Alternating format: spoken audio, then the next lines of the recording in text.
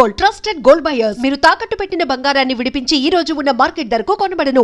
ఏ దేశమైనా Russia దగ్గర నుంచి oil are gas కొనుక్కుంటే వాళ్ళ మీద ప్యూనిటివ్ శాంక్షన్స్ ఉంటుందని చెప్పారు. నంబర్ చెప్పలేదు, 25, 50 అని చెప్పలేదు. మన మీద 25 వేశారు. చైనా మీద ఇనీషియల్గా 150 వేశారు, మీకు గుర్తుంటుంది. ఇప్పుడు చైనా తగ్గి చైనా దగ్గర 38కి వచ్చారు వాళ్ళు. దాని నడిమిట్లో ఏమైందంటే ఈ ఒక 4 నెలల ముందు యుఎస్ కాంగ్రెస్ ఒక లా తీసుకొచ్చారు అక్కడ. వాళ్ళు చాలా ఇట్లాంటి చట్టాలు తీసుకొస్తారు. ఫర్ ఎగ్జాంపుల్, పాకిస్తాన్కి మిసైల్ టెక్నాలజీ అమ్మాలంటే యుఎస్ కాంగ్రెస్ అప్రూవల్ కావాలి, అంటే వాళ్ళ పార్లమెంట్ అప్రూవల్ కావాలి. ప్రెసిడెంట్ ట్రంప్ వేవర్ ఇవ్వలేరు, ఎక్సెప్షనల్ సర్కమ్స్టెన్స్లు ఇవ్వచ్చు. యుఎస్ కాంగ్రెస్ చట్టం ఏం పాస్ చేశారంటే రష్యా దగ్గర నుంచి ఎవరైనా ఆయిల్ కొనుక్కుంటే వాళ్ళ మీద ట్రేడ్ శాంక్షన్స్ పెట్టాలన్నారు. టారిఫ్ కాదు, ట్రేడ్ శాంక్షన్స్. అంటే మీరు యుఎస్ నుంచి ఏం కొనలేరు, మిలిటరీ ఎయిర్క్రాఫ్ట్ కానీ స్పేర్ పార్ట్స్ కానీ మిగతా ఏదైనా కానీ మీరు కొనలేరు అక్కడి నుంచి. మనకి పోఖ్రాన్ జరిగినప్పుడు ఇదే చేశారు వాళ్ళు. సో మనం ఏం చేయొచ్చు, మనకి రష్యన్ ఆయిల్ మనం ఎందుకు కొనుక్కున్నాం, దాని హిస్టరీ మనం అర్థం చేసుకోవాలి. ఫస్ట్ రష్యా దగ్గర నుంచి కొనుక్కోమని చెప్పింది యుఎస్. అప్పుడు ప్రెసిడెంట్ బైడెన్ టైంలో యుక్రెయిన్ రష్యా వార్ స్టార్ట్ అయినప్పుడు ఆయిల్ రేటు $100 పర్ బ్యారెల్ దాకా వెళ్ళిపోయింది సడన్గా. ఎందుకంటే వార్ అయితే డిస్టర్బ్ చేస్తుంది. రెండవది యుఎస్ కూడా శాంక్షన్స్ పెట్టారు రష్యా మీద, ఎస్పెషలీ వాళ్ళ కరెన్సీ. అంటే డాలర్లో మీరు ట్రేడ్ చేయలేరు, ఇంటర్నేషనల్ మానిటరీ సిస్టమ్ నుంచి మిమ్మల్ని తీసేశారు. స్విఫ్ట్ అని చెప్పి ఒక ఇంటర్నేషనల్ ట్రాన్స్ఫర్ మెకానిజం ఉంది. మన దగ్గర ఎన్ఈఎఫ్టీ లాగా మనం వాడుకుంటాం, ఆర్టీజీఎస్ లాగా. వాళ్ళు ఇంటర్నేషనల్ లెవెల్లో స్విఫ్ట్ అని ఒకటి ఉంటుంది, బ్యాంక్ టు బ్యాంక్ ట్రాన్స్ఫర్. అది దాని నుంచి రష్యాని తొలగించేశారు. రష్యా లేరు, అప్పుడు మీరు వాళ్ళతో ట్రేడ్ చేయలేరు, టెక్నికలీ చేయలేరు. సో మనం ఏం చేసామంటే రష్యన్ కరెన్సీలో ట్రేడ్ చేయడం మొదలుపెట్టాం. అని ఇంటర్నేషనల్ మార్కెట్లో రష్యన్ కరెన్సీ కొనుక్కొని ఆ కరెన్సీని మనం ఆయిల్ కోసం వాడుకున్నాం. మనకి వాళ్ళు ఇనీషియలీ 35, తర్వాత 40, తర్వాత $45 పర్ బ్యారెల్ మనకు అమ్మడం మొదలుపెట్టాం. మనం ఒక డే పర్ డే మనం 1.5 million barrels per day Russia నుంచి కొనుక్కుంటుండే. ఐ థింక్ ఇట్ 250,000 బ్యారెల్స్ దాకా వచ్చింది ఒకసారి, తగ్గింది. ఇప్పుడు 120,000కి వచ్చింది. ఇప్పుడు యూఎస్ ఏమంటున్నారంటే మీరు మళ్ళీ కొనుక్కుంటే మాకు ప్రాబ్లం అవుతుంది, ఎందుకంటే మాకు కాంగ్రెస్ చట్టం ఇప్పుడు ప్రెసిడెంట్ ట్రంప్ చేతిలో లేదు, అది it has gone beyond him. So president Trump ఒక ఎగ్జిక్యూటివ్ ఆర్డర్ వీళ్ళు ఇష్యూ చేసి అంటే మేము తగ్గిస్తున్నాం టారిఫ్, ఇండియా రష్యన్ ఆయిల్ కొనడం తగ్గించేస్తారు లేకుంటే బంద్ చేసేస్తారు మొత్తం అని చెప్పారు. మేము we will be tracking it అన్నారు. సో సొల్యూషన్ ఏంటి, ఎందుకంటే ఇండియా అండ్ చైనా అనేది లోకంలో అన్నిటికంటే ఎక్కువ ఆయిల్, క్రూడ్ ఆయిల్ వాడే దేశాలు. పాపులేషన్ అట్లా ఉంది మన ఇద్దరిది, యూరోప్ అంతా చాలా చిన్నది. సో ప్రెసిడెంట్ ట్రంప్ ఏం సజెస్ట్ చేస్తే మీరు పని చేయండి, వెనిజువేలా నుంచి కొనుక్కోండి. వెనిజువేలన్ ఆయిల్ చైనా కొనుక్కుంటుంటే, కానీ చైనా మీద ఇప్పుడు బ్యాన్ పెట్టేసాం మేము, ఆ ఆయిల్ మిగిలిపోయింది అక్కడ, మీరు కొనుక్కోండి అది ఆయిల్. సో నిన్న సాయంత్రం రిలయన్స్ 2 మిలియన్ బ్యారెల్స్ ఒక కంటైనర్, ఒక షిప్ అక్కడి నుంచి సేల్ అయింది ఇండియాకి. నేను first consignment after 1 year. Reliance ఇంకా ముందు కూడా కొనుక్కుంటుండే, కానీ ఇది ఫస్ట్ తర్వాత ఇప్పుడు మొదలైంది అక్కడి నుంచి. ఎంత కొన్నారో మనకు తెలియదు, కానీ డెఫినెట్గా రష్యా నుంచి కొనుగోలు చేసి అదే రేట్ దగ్గరే ఉంటుంది. అది అక్కడిక్కడ $5-6 బ్యారెల్ డిఫరెన్సే ఉంటుంది. సో మన ఈ రష్యా ఫిక్సేషన్ పక్కన పెట్టాలి, ఎందుకంటే రష్యా డజంట్ కేర్ యాక్చువల్లీ.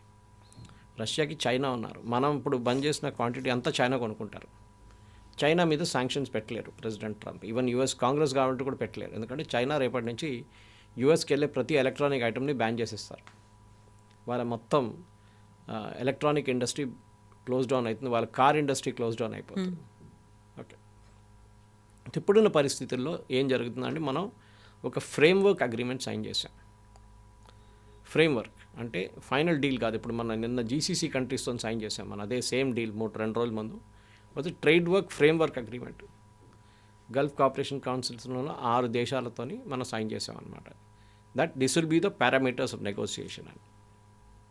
ఇప్పుడు ఏమంటున్నారంటే బేసిక్లీ ఆయిల్ పక్కన పెడితే దట్ ఇష్యూ సార్టెడ్ అవుట్, మీ టారిఫ్ని 18 దాకా తీసుకొస్తాం. ట్రేడ్ డీల్ కాలేదు ఇంకా, ఇది ఓన్లీ ఫ్రేమ్వర్క్ సైన్ చేసాం మనం. ట్రేడ్ డీల్ వచ్చినప్పుడు ఈ 18 3% కూడా కావచ్చు, 0% కూడా కావచ్చు, 5% కూడా కావచ్చు. ఫర్ ఎగ్జాంపుల్ చాలా మన దగ్గర నుంచి ఇక్కడ వెళ్ళే ప్రోడక్ట్స్కి ఆల్రెడీ 0% ఉంది, ఆల్రెడీ అన్నిటికీ అక్కర్లేదు. సో అట్లాంటి ఎలక్ట్రానిక్స్ ఫర్ ఎగ్జాంపుల్ దానికి ఒక సపరేట్ రేట్ ఉంది, ఇట్ ఈస్ నాట్ ఈవెన్ 18%, దానికన్నా తక్కువ ఉంది. అదే టైంలో steel and cement president Trump 18 చేసినా కానీ మనం 55% కడుతున్నాం ఇప్పుడు కూడా, కట్టాల్సింది ఇప్పుడు కూడా. ఎందుకంటే అది డంపింగ్ డ్యూటీ అంటారు వాళ్ళు దాన్ని. మనం కూడా చేస్తాం చైనా మీద. సో మనం అనుకుంటా స్టీల్ అండ్ సిమెంట్ కూడా మనకు 18% ఉండేది, ఇట్ విల్ బి 55%. ఎందుకంటే we are selling below the US cost. యుఎస్లో ఒక టన్కి ఎగ్జాంపుల్ $100 అని తీసుకుంటే మనం $50 అమ్ముతున్నాం. సో వాళ్ళ ఇండస్ట్రీ దెబ్బతింటుంది. చైనా అయితే తీసుకెళ్ళి $30 అమ్ముతారు. So that's a bigger threat for US అనమాట. సో మనం వైపు కూడా చైనా వచ్చి డంప్ చేస్తారు స్టీల్ అండ్ అల్యూమినియం, మనం దాని మీద టారిఫ్లు పెడతాం.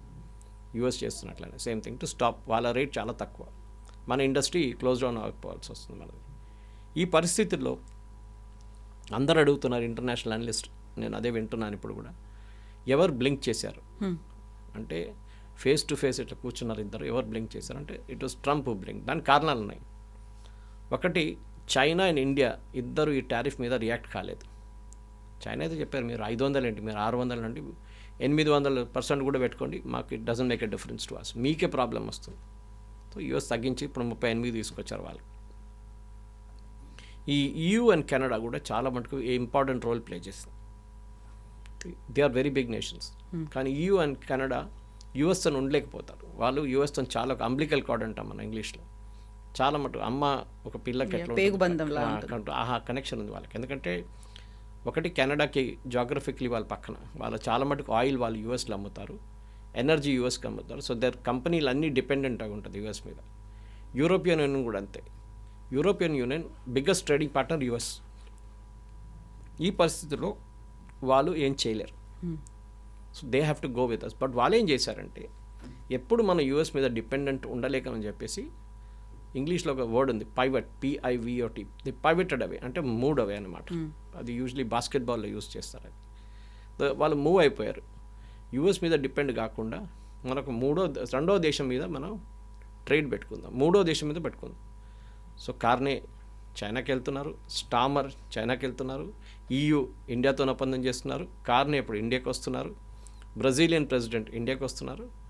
ఇదన్నీ చూస్తే యూఎస్ నుంచి అందరు పక్కన జరిగిపోతున్నారు.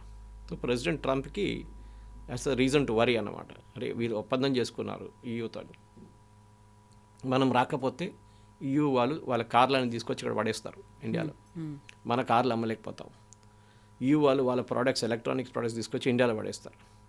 సో ఇప్పుడు జరిగిన ట్రేడ్ వర్క్ ఫ్రేమ్ అగ్రిమెంట్లో ఒక చాలా ఇంపార్టెంట్, మన మీద కొన్ని సైంటిఫిక్ అండ్ మిలిటరీ రెస్ట్రిక్షన్స్ పెట్టారు యూఎస్. ఇప్పుడు కాదు, కొన్ని సంవత్సరాల ముందు నుంచి దాన్ని తీసేశారు ఇప్పుడు.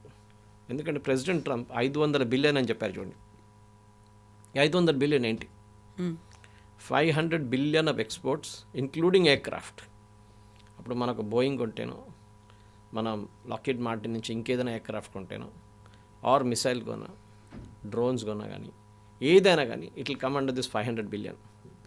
దాన్ని ఇప్పుడు క్లారిఫై చేశారు, 500 బిలియన్ ఓవర్ 5 years. ఇప్పుడు మనం యూఎస్ నుంచి కొంటున్నది $46 బిలియన్ ఎవ్రీ ఇయర్. సో దాన్ని డబుల్ చేయాల్సి వస్తుంది, which is not a big thing. ఈజీగా చేయొచ్చు. ఎందుకంటే మన వైపు నుంచి అగ్రికల్చర్ ప్రోడక్ట్స్కి కొన్ని తగ్గించాం మనం. మన దగ్గర వీఆర్ నాట్ కల్టివేటింగ్ దట్ అనమాట, పండించట్లేదు మనం. అదేంటి? ఒకటి, సోయాబీన్ మన దగ్గర ఉంది కానీ చాలా తక్కువ క్వాంటిటీ. సోయాబీన్ కూడా జెనెటికలీ మాడిఫైడ్ అని చెప్పి మన హ్యూమన్ కన్సంప్షన్కి తీసుకుంటలేదు మనం, యూఎస్ నుంచి వచ్చేది.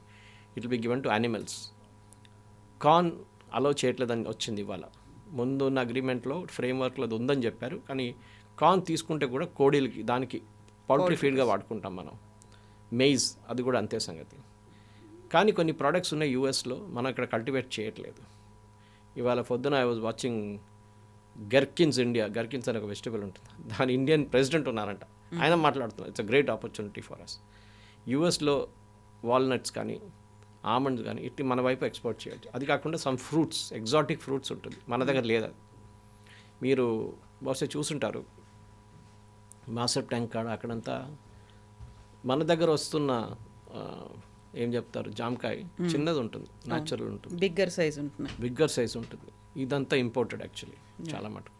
వాళ్ళు దాన్ని మాడిఫై చేసి దాన్ని GM లాగా స్టేటస్ తీసుకొచ్చి ప్రొడ్యూస్ చేస్తే పెద్దగా ఉంటుంది చూడడానికి. సో యాపిల్ కూడా మీరు చూసుంటారు, from Canada, produce of Canada. Already మన దగ్గరకు వస్తున్నాయి. కొనాలన్నా వద్దా అని as a consumer like you will decide. వద్దు నాకు ఇండియన్ కాశ్మీరీ యాపిల్ చాలంటే ఓకే, దాని డిమాండ్ తగ్గిపోతుంది ఇప్పుడు యూఎస్ నుంచి వచ్చే ప్రోడక్ట్స్. ఇప్పుడు దీన్ని అడుగుతున్నారు అందరు ఎకానమిస్ట్. వాళ్ళ పొద్దున 6:30 నుంచి నేను వాచ్ చేస్తున్నాను. నేను ఇవాళ పొద్దున అరౌండ్ 5:30 అనౌన్స్మెంట్ వచ్చింది యాక్చువల్లీ. తో ఏం జరుగుతుంది ఫ్రేమ్వర్క్ అగ్రిమెంట్లో? ఇంకొక 6 నెలల పాటు అగ్రిమెంట్ డిస్కస్ చేస్తూనే వెళ్తారు. కానీ డిస్కషన్లోనే మనం రేట్స్ అగ్రీ చేసుకుంటాం. ఓకే, ఇవాళ 10 ఐటమ్స్ డిస్కస్ చేసాం. ఈ 10 ఐటమ్స్ ఇప్పుడు ఈ రేట్ వస్తుంది. Next week next 10 more items discuss చేసాం. ఈ 10 మోర్ ఐటమ్స్కి 2%, 3%, 4% రేట్ ఉంటుంది. యాడ్ చేసుకుంటూ వెళ్ళిపోతాం మనం. ఎంత ఆల్మోస్ట్ 900, 1000 ప్రోడక్ట్స్లు ఉన్నాయి. మన వైపు నుంచి కూడా అంతే. So we will discuss it అనమాట. మనం ఒక మాట గుర్తుపెట్టుకోవాలి. ఇంగ్లీష్లో ఒక పోయట్ ఉన్నారు, ఆయన పేరు మర్చిపోయాను. ఒక కోట్ ఒకసారి చెప్పారు, no man is an island. అంటే మనం సొసైటీలో ఉన్నప్పుడు నేను నా ఇల్లు ఒకటే చూసుకుంటాను, మా పక్కన వాళ్ళు నాకు సంబంధం లేదంటే కాదు.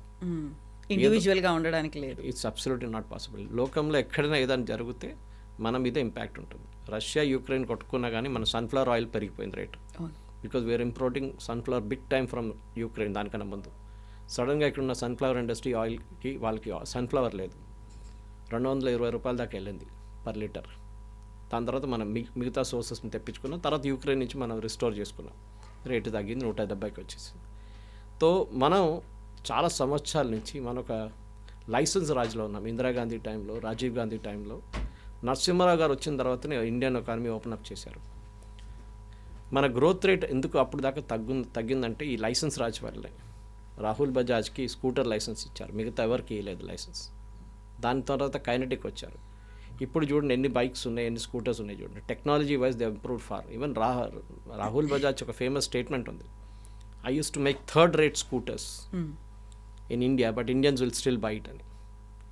ఇట్లా టిల్ట్ చేసి కిక్ కొట్టే స్కూటర్ నా దగ్గర ఉంది. నేను ఇప్పుడు కూడా మా ఇండియన్స్ ఏం చెప్తే అదే కొంటారని అప్పుడు స్టేట్మెంట్ ఇచ్చారు 1980sలో. ఇప్పుడు చూడండి ఎట్లా మారి. సో మన లైసెన్స్ రాజునే మన కంట్రీ ఎంప్లాయ్మెంట్ తగ్గించింది, మన ఎక్స్పోర్ట్ తగ్గించింది చాలా మటుకు. We been a protectionist economy. ఒక నార్త్ కొరియా లాగా ఉండే మనం.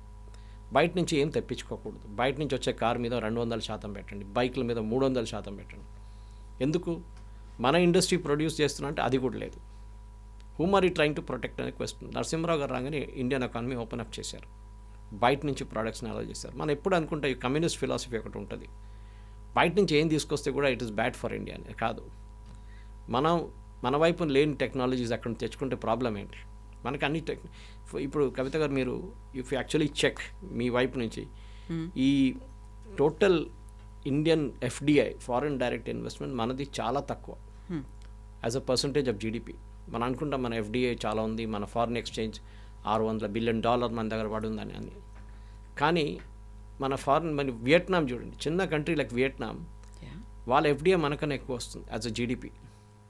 ఎందుకంటే వాళ్ళ ఎకానమీ కంప్లీట్ ఓపెన్ అప్ చేసేసారు. Mobile phone manufacturing, electronics, agriculture అన్నీ వాళ్ళు ఓపెన్ అప్ చేసేసారు.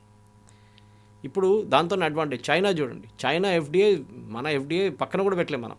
అంత పెద్ద ఫారిన్ డైరెక్ట్ ఇన్వెస్ట్మెంట్ వరకు వస్తుంది. Despite US ban. US companies ban పెట్టిన తర్వాత కూడా చైనా ఎందుకు వాళ్ళ ప్రొసీజర్స్ ఓపెన్ అప్ చేసేసారు. ఈజ్ ఆఫ్ డూయింగ్ బిజినెస్ అంటాం. నిన్న ఒక స్ట్రేంజ్ ఇన్సిడెంట్ చూశాను నేను. కర్ణాటకలో I think it's an IT company if I'm not mistaken, చాలా పెద్ద ఐటీ కంపెనీకి నోటీస్ ఇష్యూ చేశారు పంచాయత్ వాళ్ళు, ట్యాక్స్ కట్టలేదని చెప్పేసి. బెంగళూరు రూరల్ డిస్ట్రిక్ట్లో ఉంది అది. వాళ్ళకి ట్యాక్స్ కట్టలేదని చెప్పి పంచాయత్ వాళ్ళు నోటీస్ ఇష్యూ చేస్తారు, మీ ఎక్విప్మెంట్ అంతా సీజ్ చేసేస్తాం, ఏది ఎంతో 11 లక్షలు అంతే. తర్వాత కర్ణాటక గవర్నమెంట్ అన్నారు, సారీ ఇది Karnataka industrial development board land, ఇది ట్యాక్స్ మేము తీసుకుంటాం, మేము తీసుకున్నాం కూడా ఆల్రెడీ. సో మన దేశంలో ఎట్లా అంటే ఒక చిన్న పంచాయత్ వాళ్ళు కూడా ఒక పెద్ద ఇండస్ట్రీని ఆపగలరు వాళ్ళు. లేబర్ లాస్ 5 మంది కాగానే మన దాంట్లో లేబర్ లాస్ వచ్చేస్తుంది, 10 మంది కాగానే ఈఎస్ఐ వచ్చేస్తుంది. సో దాంతో ఏమవుతుందంటే ఎంప్లాయర్స్, బయట ఉన్న ఎంప్లాయీస్ ఫారిన్ కంట్రీస్ నుంచి మన దేశంకి రావట్లేదు ఎక్కువ. మీరు again you can check China, Vietnam, Thailand, Cambodia, చాలా huge amount of direct investment వస్తుంది కంపెనీ. వాళ్ళకి కొంచెం ఈజ్ ఆఫ్ డూయింగ్ బిజినెస్ కావాలి. సో ఇవాళ పొద్దున కూడా అమెరికన్ ఎకానమిస్ట్ మాట్లాడేది అంతా బాగానే ఉంది, కానీ if India doesn't open up even now, ఇప్పుడు కూడా మన ల్యాండ్ ఎక్విజిషన్ పెద్ద ప్రాబ్లం మనకి. మీకు 1 ఏకర్ ల్యాండ్ కావాలంటే దాని మీద ఉన్న రెస్ట్రిక్షన్ చాలా. చంద్రబాబు నాయుడు గారు వచ్చిన టైంలో మైక్రోసాఫ్ట్ ఎందుకు తీసుకొచ్చారు ఇక్కడికి అంటే land was a big issue. ఆయన అన్నారు మీకు ఎంత కావాలో తీసుకోండి, 200 ఎకర్, 300 ఎకర్, 400 ఎకర్ తీసుకోండి, రూపాయి ఇవ్వండి నాకు, బికాజ్ ఎంప్లాయ్మెంట్ తీసుకొచ్చారు వాళ్ళు, ఇన్వెస్ట్మెంట్ తీసుకొచ్చారు. Today it's one of the biggest Microsoft development centres out side US. దాని పక్కన ఐఎస్బి తీసుకొచ్చారు, వాళ్ళకు కూడా అంతే సంగతి.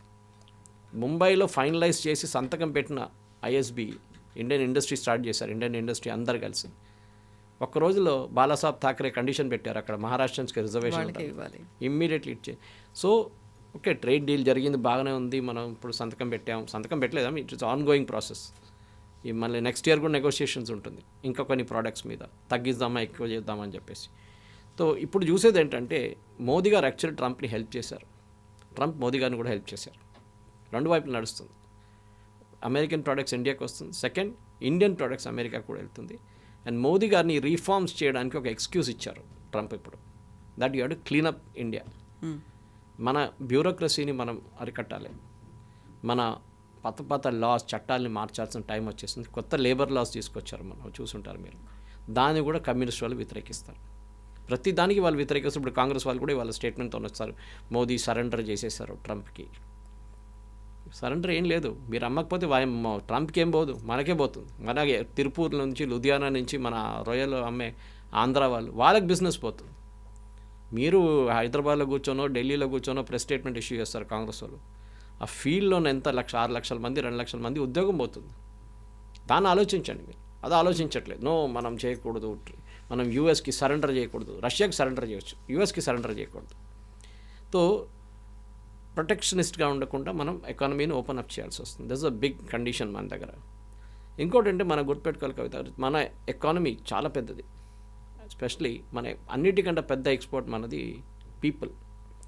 మన దేశం నుంచి ఇన్ ద 1990s and 2000 3 లక్షల మంది ఈ కంట్రీ నుంచి వెళ్ళిపోయారు బయట కంట్రీస్కి వెళ్ళి సిటిజన్షిప్ తీసుకున్నారు. ఎందుకంటే మన దేశంలో ఒక చిన్న ఫ్యాక్టరీ స్టార్ట్ చేయాలన్నా, చిన్న ఒక స్టార్టప్ పెట్టుకోవాలని, ఆ టైంలో స్టార్టప్ లేదనుకోండి, మనకి ఏ ప్రొవిజన్ లేదు. సో వాళ్ళు బయట వెళ్ళారు, యూఎస్కి వెళ్ళారు, యూరోప్కి వెళ్ళారు, అక్కడ పెద్ద పెద్ద కంపెనీలు స్టార్ట్ చేసుకున్నారు. చిన్నగా స్టార్ట్ చేసి పెద్ద కంపెనీలు అయిపోయినాయి. అది మీకు చాలా ఎగ్జాంపుల్స్ ఉన్నాయి అట్లా. బై 2020కి వచ్చేదాకా ఇట్ బికేమ్ 2020 కాదు, దానికన్నా కొంచెం ముందు 6 లక్షల మంది వెళ్ళారు, ఇప్పుడు కూడా వెళ్తున్నారు. మరి మీరు you must be reading constant. Indians వెళ్ళిపోతున్నారు ఇండియా నుంచి. కారణం ఇది ఒకటి, కొంతమంది రిజర్వేషన్ సిస్టమ్ అంటారు, but I don't think that is an issue. Education లెవెల్లో వీరు బయటికి వెళ్ళట్లేదు, ఎంప్లాయ్మెంట్కి బయటికి వెళ్తున్నారు. ఎందుకంటే మన దగ్గర రెస్ట్రిక్షన్స్ పెడుతున్నారు ప్రతి దానికి. కవిత గారు ఒక ఫ్యాక్టరీ స్టార్ట్ చేయాలనుకుంటే రేపు you become a bourgeois, communist వాళ్ళ దాంట్లో మీరు పెద్ద అదానీ అయిపోయారు. మిమ్మల్ని ఎట్లా ఆపాలని చూస్తారు. ఆ యాటిట్యూడ్ మార్చాలి. ఇప్పుడు యూఎస్తో వచ్చిన ఈ డీల్లో చాలా మట్టుకు మన మిషనరీ అండ్ ఎలక్ట్రానిక్స్ ప్రొడక్ట్స్ యూఎస్కి ఎక్స్పోర్ట్ చేసేటప్పుడు పెద్ద మార్కెట్ అది. US is the world's biggest market. దానికోసం యూరోప్ కానీ కెనడా కానీ ఏ దేశమైనా యూఎస్తో ఒప్పందం చేసుకుంటారు వాళ్ళు. మనం పక్కన ఉండలేము, మాకు ట్రంప్తో పని లేదు, ట్రంప్ ఇవాళ ఉంటారు రేపు పోతారు, US will still be there.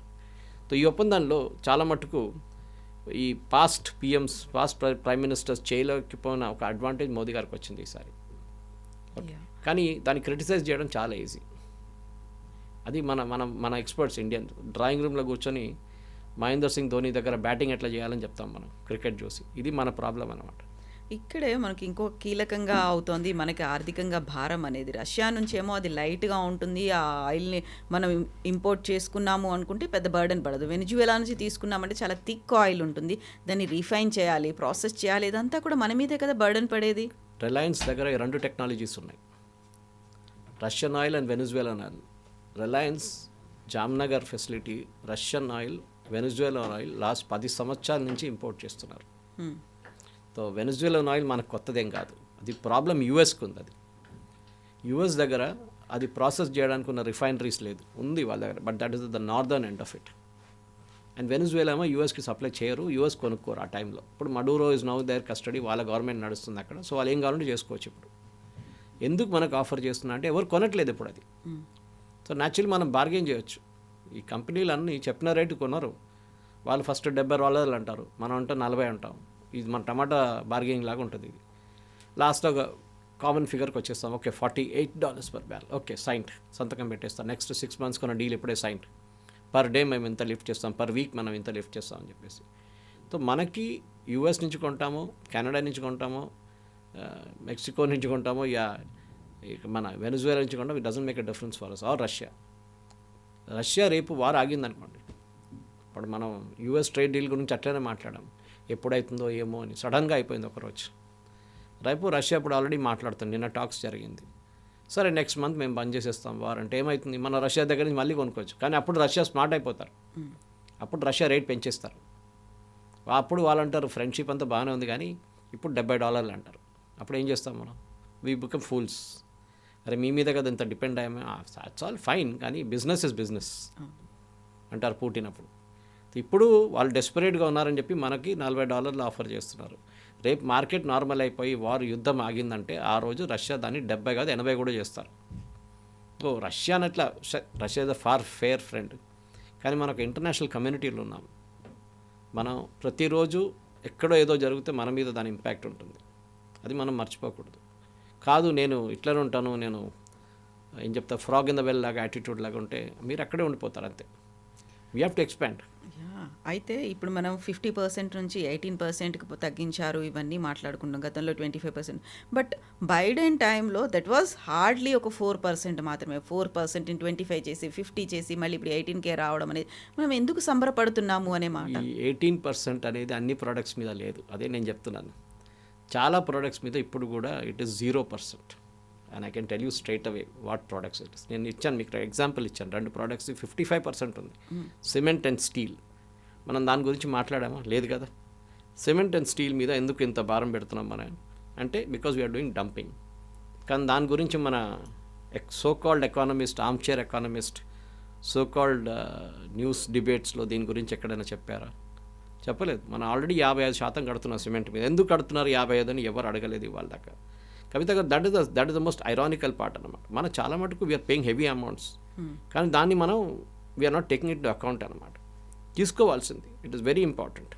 ఎందుకంటే ఈ పర్టికులర్ నంబర్ మనం చూడండి కడుతున్నాం, ఇట్ ఈస్ హెవీ, చాలా హెవీ. అది కొన్ని ప్రోడక్ట్స్కి మనం కడుతున్నాం, కొన్ని మనం కట్టట్లేదు. నేను మీకు ఆయిల్ ఇచ్చాను, రష్యన్ ఆయిల్ గురించి చెప్పాం మనం మాట్లాడుతున్నప్పుడు. రష్యా నుంచి మనం జనవరి 2025లో ప్రతిరోజు పర్ డే మనం 16 లక్షల బ్యారెల్స్ మనం లిఫ్ట్ చేస్తుండే రష్యా నుంచి. అది జనవరి 2026 వచ్చేదాకా అది 11 లక్షలుగా మారిపోయింది, అంటే 5 లక్షల బ్యారెల్ తగ్గింది. అదే టైంలో మన యుఎస్ నుంచి 2,93,000 మనం కొనుక్కుంటుండే బ్యారెల్స్ ఆఫ్ ఆయిల్. ఆ 2 లక్షలు బ్యారెల్స్ ఇప్పుడు 2,97,000 అయింది, మారిందనమాట. This is a major difference. ఇప్పుడు మీరు అన్నారు 18% కడుతున్నామని. For example electronics and semiconductors మన వైపు నుంచి పంపిస్తుంది దానికి ట్రంప్ 18% పెట్టినా కానీ మనం కడుతుంది 0%. 18 అనేది ఒక బాల్ పార్క్ ఫిగర్, అది అన్నిటికీ 18 లేదు. ఫార్మస్యూటికల్స్ వీఆర్ పేయింగ్ 0%, అంటే మన ఇక్కడ నుంచి పంపించే ఫార్మస్యూటికల్స్ యూఎస్కి ఫినిష్ ప్రోడక్ట్స్ 0, నో టారిఫ్. అప్పుడు 50% పెట్టినప్పుడు కూడా ఇప్పుడు 18% చేసినప్పుడు ఇట్ ఈస్ 0. అందరూ 18% మీద ఫిక్సేషన్ అయిపోతున్నారు. It is not 18% for everything. Other exempted good, for example energy, minerals, కొన్ని బిలియన్ మనం పంపిస్తాం, దానికి 0%. At the same time auto and auto parts 18% Trump పెట్టినా కానీ మనం 25% కట్టాలి ఇప్పుడు కూడా. ఎందుకంటే వాళ్ళు ఏమంటున్నారు, మీరు కాస్ట్ కన్నా తక్కువ డంప్ చేస్తున్నారు. మనం తమిళనాడులో తయారు చేసే ఆటో మిషనరీ ఉండొచ్చు, లుధియానాలో తయారు చేసేది ఉండొచ్చు, గుజరాత్లో తయారు చేసి దాన్ని మనం అక్కడ వెళ్ళి డంప్ చేస్తున్నాం బిలో కాస్ట్ ప్రైస్.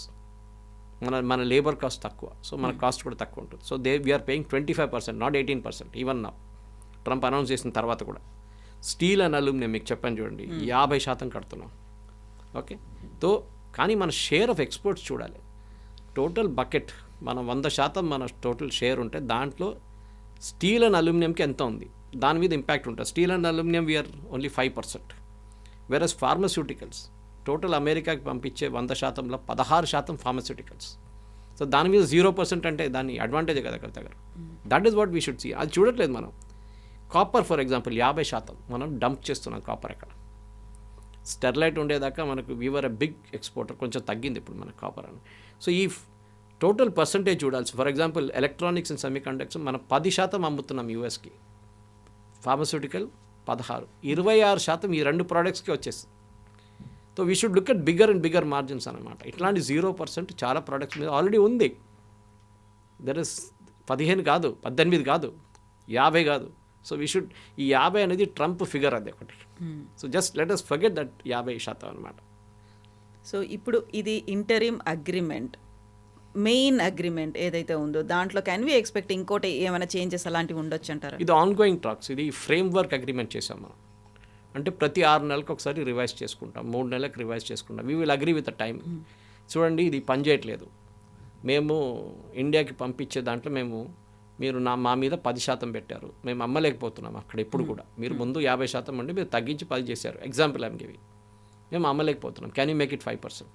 ఇప్పుడు మనం ఏమంటాం, గ్రేట్, మేము కూడా మీ వైపు మీరు ఒక 10% ఒక ప్రోడక్ట్ మీద పెట్టారు, మేము కూడా అమ్మలేకపోతున్నాం యూఎస్ మార్కెట్, మీరు 5% చేయండి. This is called reciprocal tariff.